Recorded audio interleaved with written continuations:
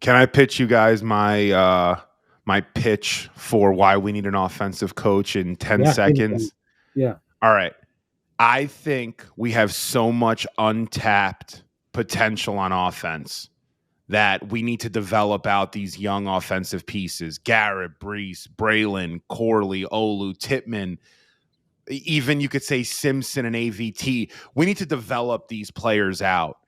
And if you go with a Vrabel, which I'm fine with, or an Aaron Glenn or a Brian Flores, like a defensive-minded head coach, you really then have to nail that OC. That OC really has to be great, similar to what they're doing in Houston, Detroit, kind of like that yin-yang between, even though Campbell's not a defensive guy, you get where I'm coming from. Those you have that whiz OC, and then you have the tough defensive-minded head coach. Yeah, well, I think that whoever comes in interview, you got to tell me who your OC is going to be, right? Like yes. Those guys usually have those agreements in place somewhat before they interview. Do you agree, though, with the offensive-minded head coach for these young I hear you. on offense? I think if you have a good offensive staff, though, you can do what you're talking about and still develop, even if the guy's a defensive head coach. I saw, the Twitter account, the Jets History Twitter account. Yeah, I like that account. That guy, yeah. He put out a video like when before Parcells' first season. It was like an NFL Films. I watched that yesterday. That was awesome. Yeah. But what struck me from it is like, holy cow, what a staff he has. Oh, yeah. Yeah. And it's like that. I think that gets lost in these conversations somewhat. Is like, who are they going to hire as a head coach? You can be an awesome head coach. If you have crappy assistants, it won't matter. Like this team has to nail the coaching staff. And I've seen so many guys come here and they hire their friends, or they can't get the big names and they settle for something, and it's just crappy assistant coaches, and that will kill you. I would like put this out there of like, name the Jets assistant coaches that have become head coaches in the NFL. Mike Pettin. Right. And he had to leave. He had to go to Buffalo before he got the Cleveland job. Yep. He's really it in the last. Yeah, that's a good one. Brian. Schottenheimer was returned for a little bit, right? Schottenheimer was never. No, he was never. No, he was never a head coach. Yeah, like it's. There's not many. Like it's. You got to go back. Like you're going to think the last guy who has actually. Like, I think this is on. I'd have to really research this, but Cimini and I talk about this sometimes, and he's the one we can come up with. And Rich obviously has covered the team 20 years longer than I have. The last guy who was actually hired from the Jets to be a head coach was Bud Carson in like 1989 or 90, wow. Whenever the Browns hired him. Yeah. So that it's not the ultimate barometer, but it does tell you that this place has not been good for assistant coaches.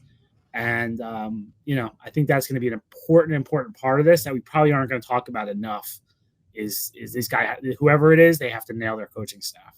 Kaz, do you think it's just a coincidence, luck thing, or Ryan too? Like, do you guys think this is about we're just unlucky, or is there really this culture with the Jets that we don't know how to hire? I always go back and forth, because I'm not sold that we can't be this inept, in my opinion. There's definitely a luck element to it. There's been an unlucky, Sam Darnold gets mono. Like, who does that? Where does that happen anywhere else? And I do I don't need to bring up an Adam Gase conversation, but I do think that season could have been different if Sam had stayed healthy there. They ended up losing 3 straight games, and I think they lost the first game because he probably was already feeling mono. So, that season could have been different. Geno gets punched, which actually ended up working out, but that was a weird thing. There's just Todd Bowles looks like a pretty good coach, right? I'm not putting him in the Hall of Fame as a coach, but he's done a pretty good job in Tampa Bay. These guys, Baker Mayfield down there too. Yeah, and they had him, and I think Saleh could have worked. I don't think all these have just been horrible hires. It's just, there's the culture thing. I am more of the mindset that winning creates culture than culture creates winning. I get it. Some places have it, like Pittsburgh has it ingrained for years and years and years. There's sort of a different case, but the Detroit Lions did not have culture. I think their culture is now developing because they're winning. But we can that's a tough debate because it's hard to define culture. People don't even realize how long in the dumps, sorry, Rad, that the 49ers were when they went through Singletary, then Tom Sewell. I mean, they were out in the dumps. They were terrible for years, and they were considered a stable franchise. I mean, like we're saying, well, I mean, yeah. The Bills are the example in your backyard. There you go. I really enjoyed your column this week, Kaz, on that. Thanks. What could have been with the Jets and Bills. 17 years of no playoffs.